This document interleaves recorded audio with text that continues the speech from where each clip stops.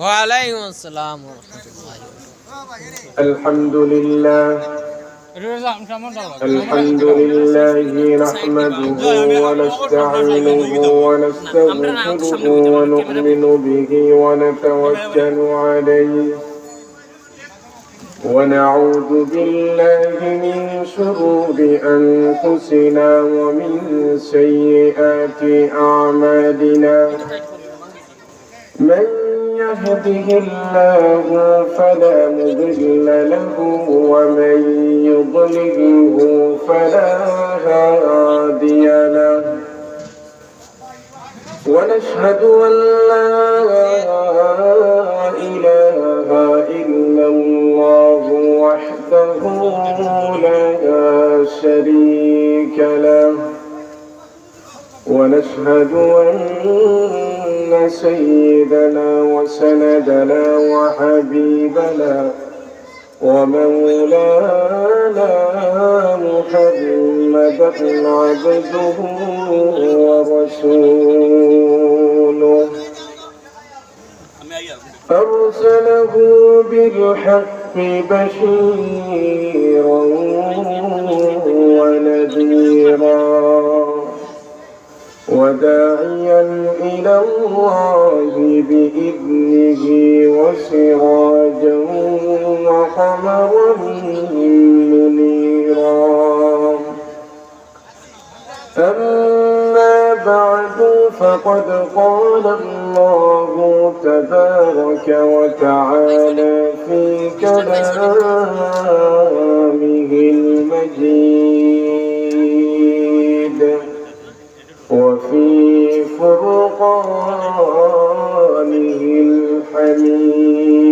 الحميد أعوذ بالله من الشيطان الرجيم بسم الله الرحمن الرحيم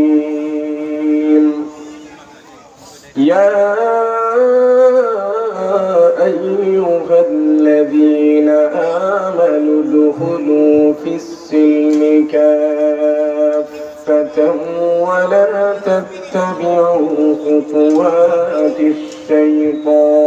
الشيطان وقال سبحانه وتعالى أولئك على هدى من ربهم وأولئك هم المفلحون صدق الله المولانا العظيم وصدق رسوله النبي الكريم ونحن على ذلك من الشاهدين والشاكرين والحمد لله رب العالمين وقال النبي صلى الله عليه وسلم المسلم من سلم المسلمون من لسانه ويده وقال تعالى في شان حبيبه ومحبوبه إن الله وملائكته يصلون على النبي يا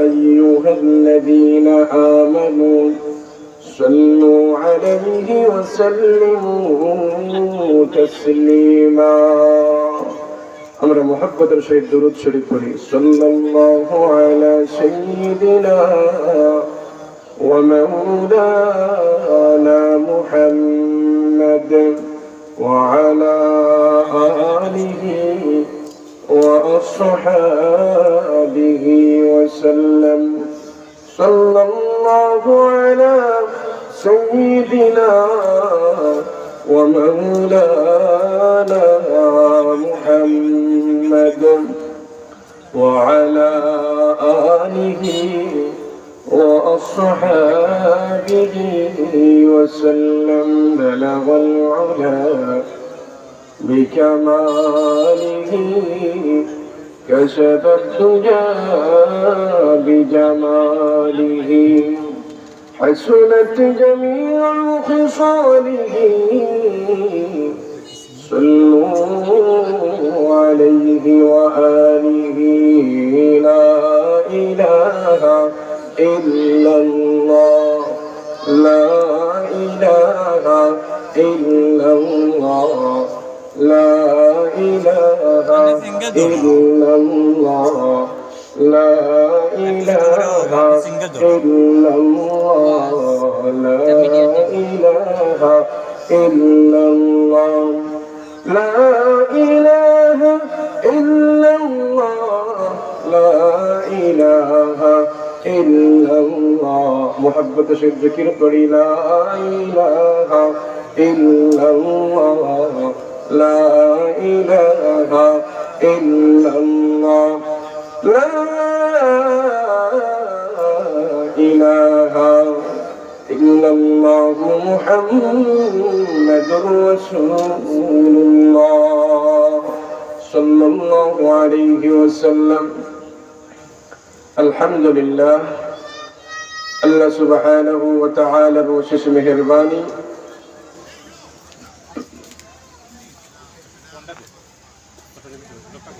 আজকের এই ওয়াজ মাহফিল সিটি ক্লাব বড়লেখা শাখার উদ্যোগে বার্ষিক ওয়াজ মাহফিল।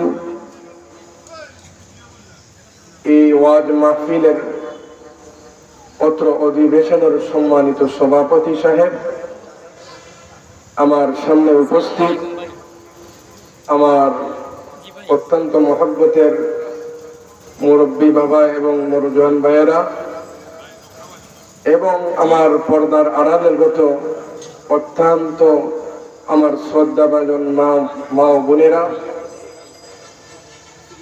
আল্লাহ সুবহানাহু ওয়া তাআলার অশেষ মেহেরবানি এর জন্য এরকম একটা দ্বীনি মাহফিলের আয়োজন করা সম্ভব হয়েছে। আল্লাহ রাব্বুল আলামিনের যদি মেহেরবানি না থাকতো তাহলে এরকম মাহফিলের আয়োজন করা সম্ভব হইতো না, ঠিক কিনা? দোস্ত আর বুজুর্গগণ, হাদিস শরীফের মধ্যে বিশ্ব নবী জনাবে মুহাম্মদুর রাসূলুল্লাহ সাল্লাল্লাহু আলাইহি ওয়াসাল্লাম বলেছেন, সবাই বলেন সাল্লাল্লাহু আলাইহি ওয়াসাল্লাম। আল্লাহর প্রিয় হাবিব বলেছেন, আল্লাহ রাব্বুল আলামিন যাদেরকে ভালোবেসেন, মুহাব্বত করেন, তাদেরকে দিয়ে আল্লাহ এরকম দিনে কাজ করান, এবং যাদেরকে আল্লাহ মুহাব্বত করেন, ভালোবাসেন, তাদেরকে এরকম মাহফিলে আসার তৌফিক দান করেন। দুস্থ আর বুজুর্গগণ, এই যে আমরা কয়েকজন লোক আছি, নিশ্চয় এটা হয়তো আমাদের কাছে অনেক ছোট একটা মজমা হতে পারে, কিন্তু না, আল্লাহর কাছে এই মজমার অনেক দাম। বলেন সুবহানাল্লাহ।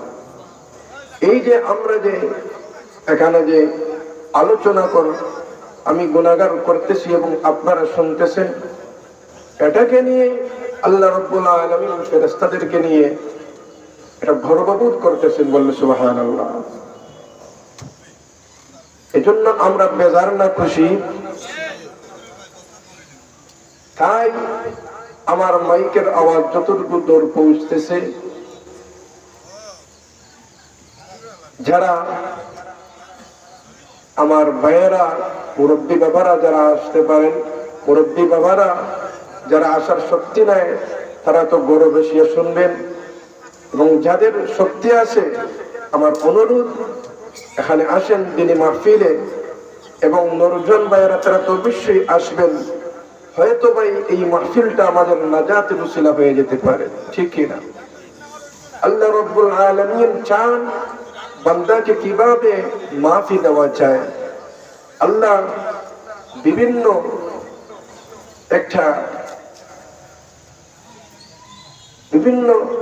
এটা কি দোকান, যেভাবে বান্দাকে মাফ করে দেওয়া যায়, বান্দাকে কিভাবে মাফ করে দেওয়া যায়, এটা আল্লাহ দোকান। কিন্তু আমরা তো বুঝি না ভাই, আমরা বুঝি না। এই হোক, এজন্য আমি আপনাদের কাছে আবার অনুরোধ করছি, আপনারা আসেন, বসেন। এরকম দিনই মজমা আগামীকালকে থাকবে না। এই হোক, যে বিষয়টা সম্পর্কে আলোচনা করব, আল্লাহ রাব্বুল আলামিন আমাকে যদি তৌফিক দান করেন, সে বিষয়টি হচ্ছে সর্ব বিষয় ইসলামের নিয়ন্ত্রণে চলা। সর্ববিষয় ইসলামের নিয়ন্ত্রণে চলা। শুধু ব্যক্তিগত জীবন নয়, পারিবারিক জীবন, সামাজিক জীবন, রাষ্ট্রনৈতিক জীবন, অর্থনৈতিক জীবন, যত জীবন আছে সব জীবনকে ইসলামের বিধান অনুযায়ী চালাতে হবে। কোন বিধান অনুযায়ী? ইসলামের বিধান অনুযায়ী চালাতে হবে। দোস্ত আর বুজুর্গগণ, এখন যদি কেউ মনে করে ইসলামী বিধিবিধান অনুযায়ী চলা এটা নিজের ব্যক্তিগত বিষয়, তাহলে না, এটা একথা কিন্তু সঠিক নয়। এটা কিন্তু ব্যক্তিগত বিষয় নয়। ইসলাম হচ্ছে এমন একটা ধর্ম যে ধর্মে সর্ব বিষয়ের কথা বলা হয়েছে, ঠিক কিনা? দোস্ত আর বুজুর্গগণ, আমাদের ধর্মে এমন একটি গ্রন্থ আছে যে গ্রন্থের নাম কোরআন শরীফ। জোরে সুরে বলি, কি নাম? কোরআন শরীফ। আমরা যদি কোরআন শরীফের বিশ্বাসী হয়ে থাকি, তাহলে কোরআন শরীফে আল্লাহ রাব্বুল আলামিন প্রত্যেকটা বিষয়ের দিক নির্দেশনা দিয়েছেন। যেমন ব্যক্তিগত জীবন, তেমন পারিবারিক জীবন, সামাজিক জীবন, রাষ্ট্রীয় জীবন, অর্থনৈতিক জীবন, যত জীবন আছে সব জীবনের সম্পর্কে কালামুল্লাহ শরীফের বিভিন্ন জায়গায় আল্লাহ বলেছেন। দোস্ত আর বুজুর্গগণ, আমি যে খুতবার মধ্যে যে আয়াতটি তিলাওয়াত করেছি, এই আয়াতের মধ্যে আল্লাহ রাব্বুল আলামিন বলেন, এজন্য বলেন, ইয়া আইয়ুহাল্লাযীনা আমানু উদখুলু ফিস-সিলমি কাফা। হে ঈমানদারেরা, তোমরা পুরোপুরি ইসলামের ভিতরে ঢুকো, পুরোপুরি ইসলামের ভিতরে চলে আসো। এরপরে আল্লাহ বলেন, ওয়ালা তাত্তাবিউ খুতুওয়াতিশ শাইতান, আর তোমরা শয়তানের পদাঙ্ক অনুসরণ করো না। দুইটা কথা এখানে আল্লাহ রাব্বুল আলামিন বলেছেন। আমার সাথে কথা বলতে হবে। প্রথম কথা বলেছেন যে ইসলামের ভিতরে পুরোপুরি ঢুকতে হবে। দুই নম্বর যে কথা বলেছেন যে তোমরা শয়তানের পদাঙ্ক অনুসরণ করো না, অর্থাৎ শয়তানের পথ অনুসরণ করিও না। বুঝতে পারতেছেন না আমার কথা? না বুঝলে বলবেন। হাজিরিন কিরাম, এই আয়াতকে যদি আমরা অনুসরণ করি, তাহলে আমি ব্যক্তিগত জীবন থেকে নিয়ে যত কিছু আছে, এমনকি আমার যত শক্তি আছে, কথা বলার শক্তি, আমার দেহর শক্তি, অঙ্গ প্রত্যঙ্গের শক্তি, সবগুলার একটা নিয়ম নীতি আছে। সবগুলার কি আছে? একটা নিয়ম নীতি আছে। আমার ইচ্ছা মতো আমার যে কথা বলার যে শক্তি আছে, সেটা আমি কি করতে পারবো না। আমার ইচ্ছা মতে আমি চালাতে পারবো না। আমার ইচ্ছা মতে আমি যে কোনো কথা বলতে পারবো না। আমার ইচ্ছা মতো আল্লাহর দেওয়া যে অঙ্গ প্রত্যঙ্গ আমাকে দিয়েছেন, এই অঙ্গ প্রত্যঙ্গ দিয়ে আমার ইচ্ছা মতো আমি কোনো কিছু করতে পারবো না। আমাকে আল্লাহ রাব্বুল আলামিন যে চক্ষু দিয়েছেন, চক্ষুর মতো নিয়ামত দিয়েছেন, এই চক্ষু দিয়ে এমন কোন জিনিসের দিকে আমি নজর দিতে পারবো না যে জিনিসের দিকে নজর দিলে আল্লাহর হুকুমের উল্টা হবে। কিসের উল্টা হবে? আল্লাহর হুকুমের উল্টা হবে। আমাকে যে আল্লাহ রাব্বুল আলামিন কান দিয়েছেন, এই কান দিয়ে আমি গান শুনতে পারবো না, অবৈধ কোনো কথা শুনতে পারবো না। ঠিক তেমনি ভাবে প্রত্যেকটার একটা নিয়ন্ত্রণ রেখেছে ইসলামে। দুষ্ট আর বুজুর্গগণ, সংক্ষেপে কিছু আলোচনা করবো আপনাদের সামনে, এতে আপনাদেরও লাভ হয়। প্রথমে আমার নিজের লাভ হয় এবং আপনাদেরও লাভ হয়, জন্য মনোযোগ দিয়ে শুনবেন। আশা করা যায় ইনশাআল্লাহ ফায়দা হবে। দোস্ত আর বুজুর্গগণ, আল্লাহ রাব্বুল আলামিন কালামুল্লাহ শরীফের মধ্যে বলেন, ইয়া আইয়ুহাল্লাযীনা আমানু দুখুলু ফিস-সিলমি কাফফা ওয়া লা তাত্তাবিউ খুতুওয়াতিশ শাইতান ইন্নাহু লাকুম আদুউম মুবিন। আল্লাহ সুবহানাহু ওয়া তাআলা বলেন, হে ঈমানদারেরা, আল্লাহ এখানে কোন কাফিরকে সম্বোধন করে বলেন নাই, আল্লাহ এখানে তার ঈমানদার বান্দা বান্দীদেরকে সম্বোধন করে বলতেছেন, হে ঈমানদারেরা, ইয়া আইয়ুহাল্লাযীনা আমানু উদখুলু ফিস-সিলমি কাফফা, তোমরা ইসলামের ভিতরে পুরোপুরি প্রবেশ করো, ইসলামের গণ্ডির ভিতরে পুরোপুরি প্রবেশ করো। কিছু ঢুকলাই না, কিছু মাল্লাই না, এটা হবে না। এটা ইসলামের ভিতরে পুরোপুরি ঢুকা হইল না।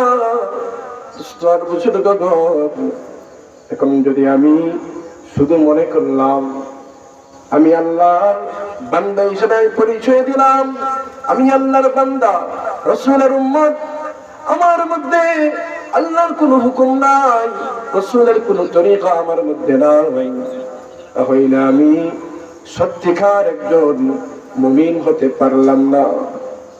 সত্যিকার মুমিন হতে হইলে ইসলামের ভিতরে পুরোপুরি ঢুকতে হবে। আর এই ঢুকার নাম এটা নাই আমি মুখে বললাম ইসলামের ভিতরে আছি, আর আল্লাহর কোনো হুকুম মানলাম না, রাসূলের কোনো তরিকা অনুযায়ী চললাম না, তাহলে এটা আমি ইসলামের ভিতরে ঢুকা হইল না। ইসলামের সাথে আমি প্রতারণা করলাম। এরপরে আল্লাহ বলেন, ওয়ালা তাত্তাবিউল খুতুওয়াতিশ শাইতান, আর শয়তানের পদাঙ্ক অনুসরণ করো না, শয়তানের পথ অনুসরণ করিও না। দুষ্ট আর বুজুর্গগণ, শয়তানের কয়েক রকম শয়তান আছে, শয়তানের বাহিনীও আছে, ঠিক কিনা? দেখবেন মানুষ কিন্তু সে কিন্তু শয়তানের বাহিনী, ঠিক কিনা? ঠিক কিনা? দুষ্ট আর বুজুর্গগণ, এজন্য শয়তানের পথ অনুসরণ করা যাইবে না। আল্লাহর হুকুম মতো চলতে হবে, রাসূলের তরিকা অনুযায়ী চলতে হবে। দুষ্ট আর বুজুর্গগণ, আল্লাহ রাব্বুল আলামিন ইসলাম কোরআনের কারীমের মধ্যে মানুষ কিভাবে চলবে একটা ম্যাপ দিয়েছেন, একটা সীমারেখা দিয়েছেন। এইভাবে চলতে হবে, এইভাবে কথা বলতে হবে, এইভাবে কান দ্বারা শুনতে হবে, এইভাবে আমার যত শক্তি আছে, শ্রবণ শক্তি, বাক শক্তি সহ যত শক্তি আছে, সব শক্তির একটা নিয়ন্ত্রণ রেখা আছে। এই নিয়ন্ত্রণের বাহিরে যারা চলবে তারা বিপদগ্রস্ত হবে, আর যারা নিয়ন্ত্রণের ভিতরে যারা চলবে তারা দুনিয়াতেও কামিয়াবি হবে, আখিরাতেও কামিয়াবি হবে। সুবহানাল্লাহ বলবেন। সূরা নিসার মধ্যে আল্লাহ রাব্বুল আলামিন মানুষের ব্যক্তিগত, পারিবারিক, রাষ্ট্রীয় জীবন সহ সবগুলোর বিধিবিধান দিয়ে এরপরে আল্লাহ রাব্বুল আলামিন একটা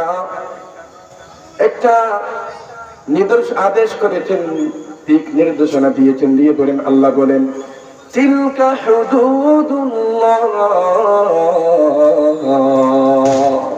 এটা হইল আল্লাহর দেওয়া সীমানা, এই সীমানার ভিতরে থাকতে হবে। আল্লাহর দেওয়া সীমানার বাহিরে যারা চলবে তারা বিপদগ্রস্ত হবে, বিপদগামী হবে।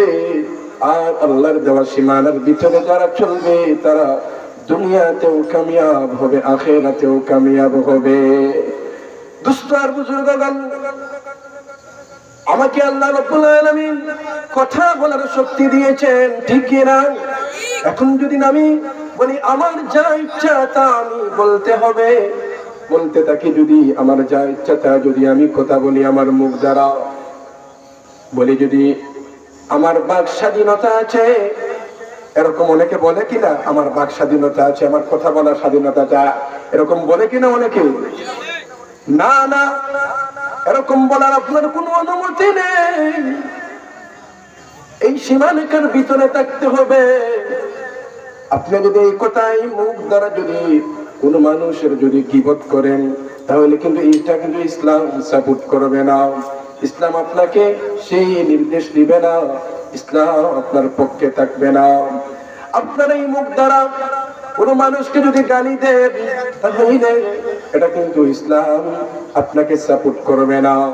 আপনার এই মুখ দ্বারা যদি কোন মানুষকে যদি ব্যঙ্গ করেন, এমন মানুষ আছে মুখ দ্বারা অন্যকে ব্যঙ্গ করে, ঠিক করে ঠিক না, এরকম কিন্তু ইসলাম কিন্তু আপনাকে বলে নাই। এটা কিন্তু সম্পূর্ণ ইসলামের সীমারেখার বাহিরে চলে যায়। ঠিক তেমনি ভাবে আমাকে আপনাকে আল্লাহ রাব্বুল আলামিন কানের মতো একটা নিয়ামত দিয়েছে। ও ভাই, যার কান নাই তাকে জিজ্ঞাসা করবেন, ভাই আপনারা যে কান নাই, কানের কত কদর, কত কদর। দুস্তার বুজুর্গগণ, আল্লাহ আমাদেরকে এই কান দিয়েছেন, এই কান দেন নাই গান শোনার জন্য, এই কান দিয়েছেন কোরআন শোনার জন্য, হাদিস শোনার জন্য, ঠিক কিনা? ভালো কথা শোনার জন্য, কোন মন্দ কথা শোনার জন্য আল্লাহ এই কান দেন নাই। আল্লাহ আমাকে বুঝার মতো শক্তি দিয়েছেন। আমার মতো অনেক মানুষের ব্রেন নাই, অনেক মানুষ পাগলের মতো হাঁটে, ঠিক কিনা? ও বন্ধুগণ, আল্লাহ আমাকে জ্ঞান দিয়েছেন, এই জ্ঞানটাকে কাজে লাগাতে হবে। এই জ্ঞানটাও কিন্তু আমার কথা মতো চালাতে পারবো না, আমার ব্রেনটাকে আমার কথা মতো চালাতে পারবো না, আল্লাহর সীমারেখার ভিতরে রাখতে হবে। দুস্থ আর বুজুর্গগণ, এখন আপনারা বলবেন হুজুর তাহলে আমরা কি করব? এমন কি দুস্থ আর বুজুর্গগণ, চিন্তা যে আমরা করি, চিন্তার একটা নিয়ন্ত্রণ আছে। আমি যে কোনো চিন্তা করতে পারবো না।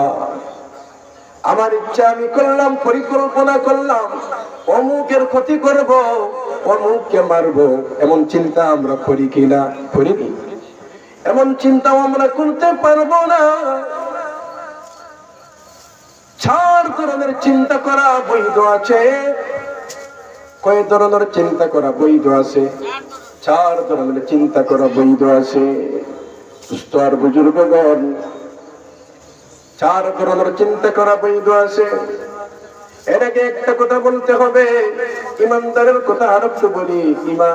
ইমানদার যারা, তাদের পরিচয় হবে তার জবান দ্বারা, তার মুখ দ্বারা, তার অঙ্গ প্রত্যঙ্গ দ্বারা কোন মুসলমান কোনদিন কষ্ট পাবে না।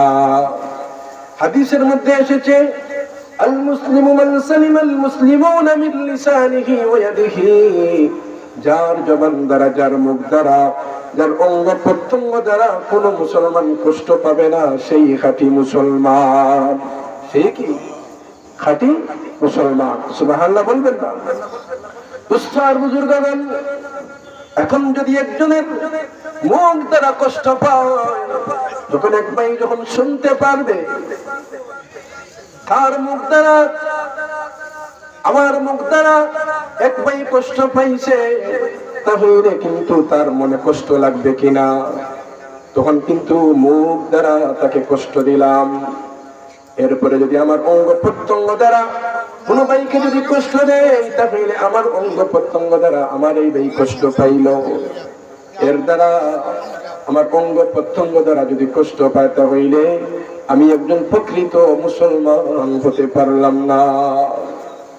ঠিক তেমনি ভাবে যত শক্তি আছে, সব শক্তি দ্বারা কোনো ভাই যাতে কষ্ট না পায়, সেদিকে আমাকে খেয়াল রাখতে হবে। বলতেছিলাম যে চিন্তার বিষয়ে নিয়ন্ত্রণ রয়েছে। কয় ধরনের চিন্তা করা যাবে? 4 ধরনের চিন্তা করা যাবে। কয় ধরনের চিন্তা করা যাবে? 4 ধরনের চিন্তা করা যাবে। 1 নম্বর চিন্তা হইল, কোন মানুষ যদি এই চিন্তা করে আল্লাহর সৃষ্টিকে নিয়ে, আল্লাহর রহস্যকে নিয়ে, আল্লাহ কিভাবে এই জমিন সৃষ্টি করলেন, আল্লাহ কিভাবে আসমান সৃষ্টি করলেন, আল্লাহ কিভাবে আমাকে সৃষ্টি করলেন, আমার বাবাকে সৃষ্টি করলেন, আমার মাকে সৃষ্টি করলেন।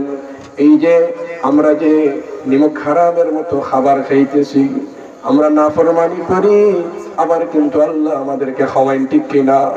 আমরা গুনাহ করি, আমরা নামাজ পড়ি না, ঠিক মতো নামাজ পড়ি না, ঠিক মতো রোজা, রমজান মাস আসলে রোজা রাখি না, ঠিক কিনা ভাই?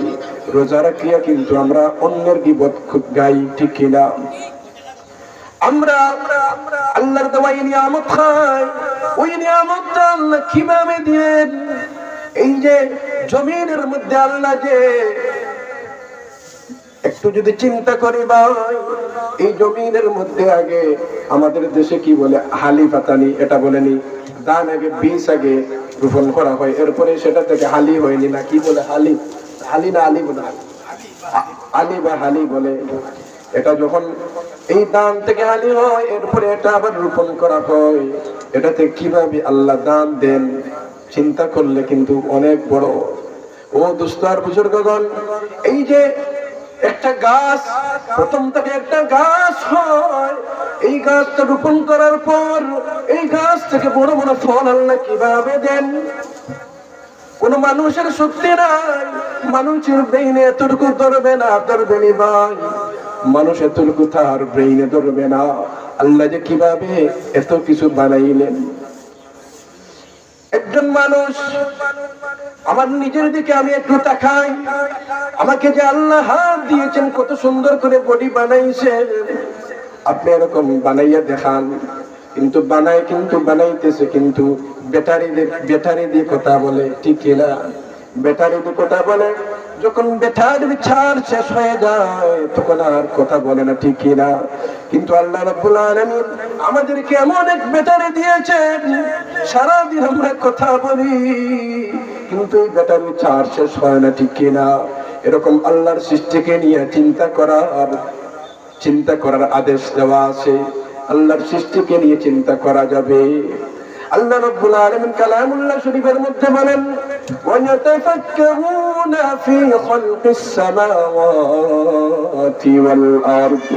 আল্লাহ রাব্বুল আলামিন বলেন, যারা জ্ঞানী তারা আল্লাহর সৃষ্টিকে নিয়ে চিন্তা করে, আল্লাহ কিভাবে এই জমিন সৃষ্টি করলেন, কিভাবে এই আসমান সৃষ্টি করলেন, কিভাবে আমাকে সৃষ্টি করলেন, আল্লাহ যে এত বড় মহান, আল্লাহ নিশ্চয় একজন মালিক আছে, এই বিষয়ে চিন্তা করে যারা জ্ঞানী, যারা বুঝে, অর্থাৎ যারা মুমিন, প্রকৃত মুসলমান, তারা এই বিষয়টাকে নিয়ে চিন্তা করে বলেন সুবহানাল্লাহ। 2 নম্বর যে বিষয়টা নিয়ে চিন্তা করতে হবে, সে বিষয়টা হইল বেশি বেশি করে মৃত্যুর কথা চিন্তা করতে হবে।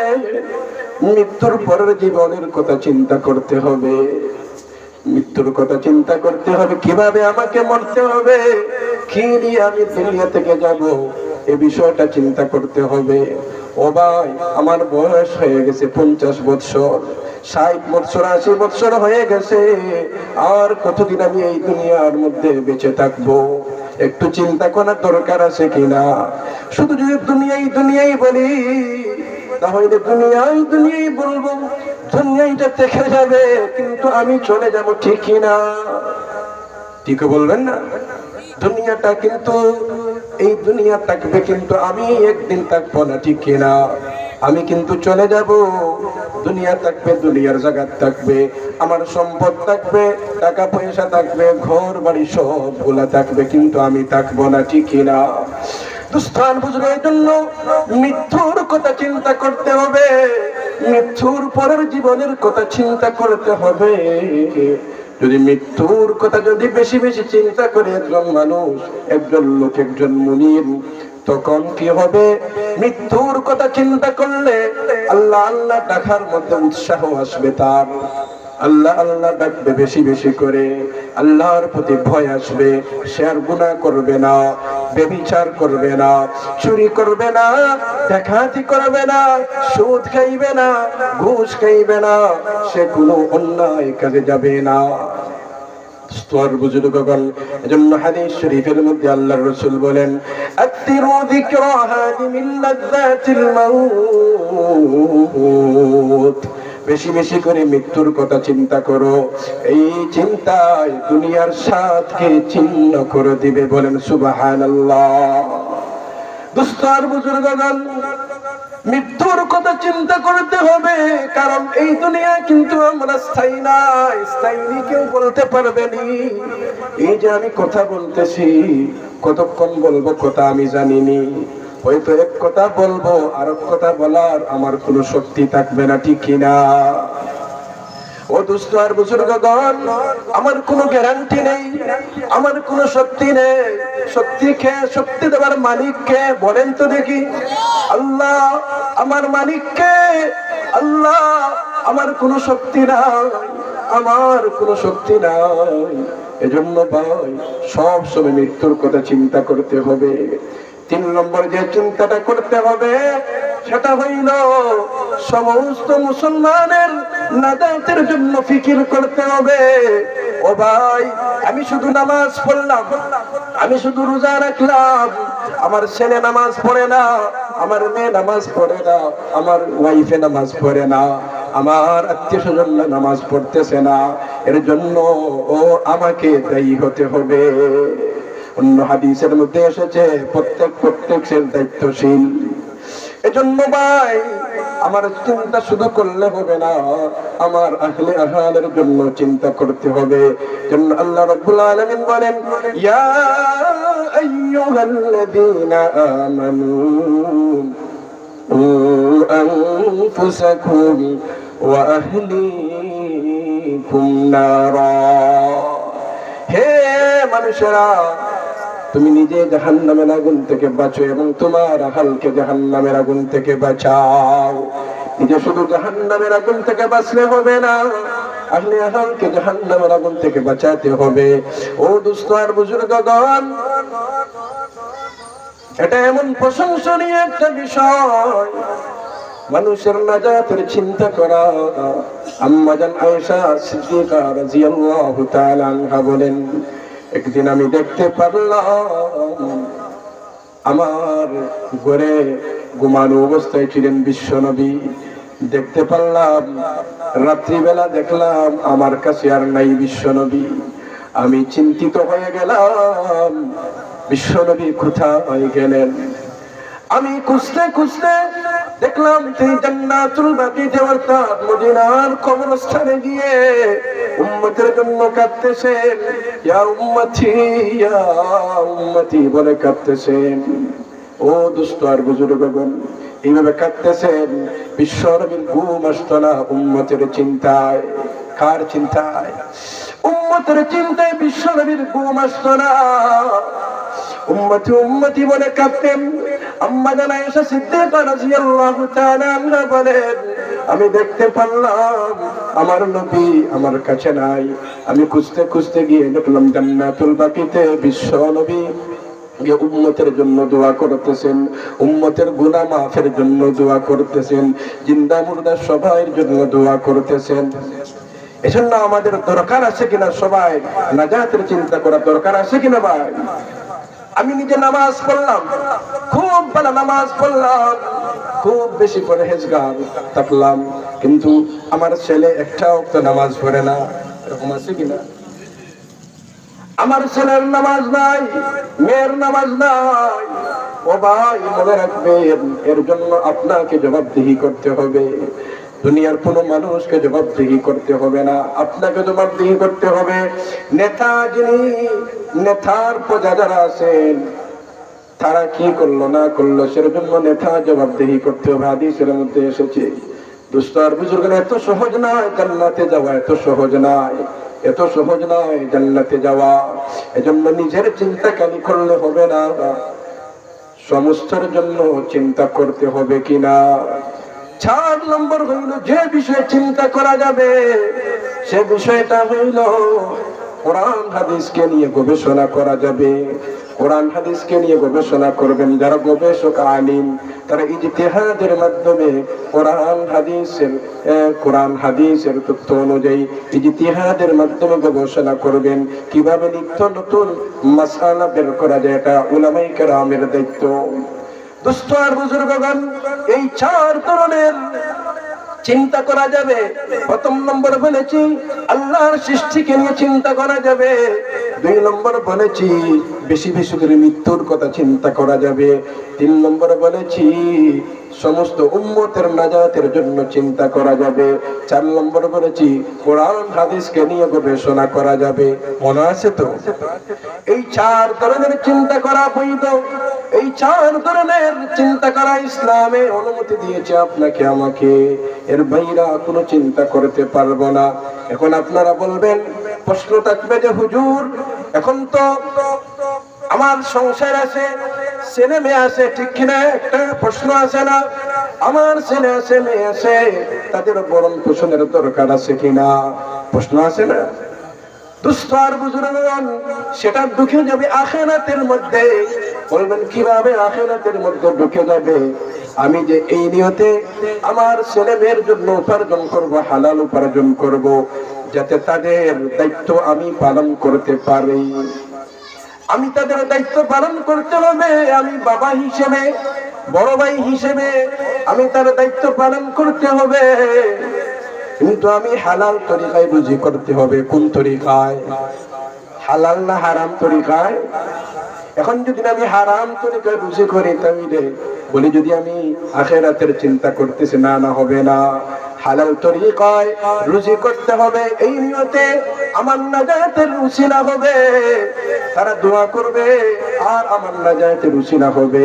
ঠিক তেমনি ভাবে আত্মীয় স্বজনের সঙ্গে দেখাশোনা করা, কোনো অসুস্থ লোক হইলে তাকে দেখতে যাওয়া, এটা কিন্তু সবগুলো আখিরাতের মধ্যে পড়ে যায়।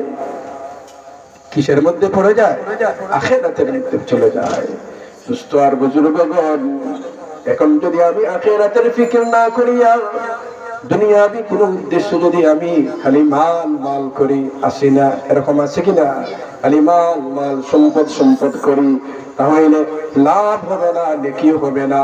নেকি হওয়া দূরের কথা, আর গুনাহ হবে, ঠিক কিনা? দুস্থ আর বুজুর্গগণ, এক ধরনের কয়েকটা বিষয় আছে যে বিষয়ে চিন্তা করা যাবে না।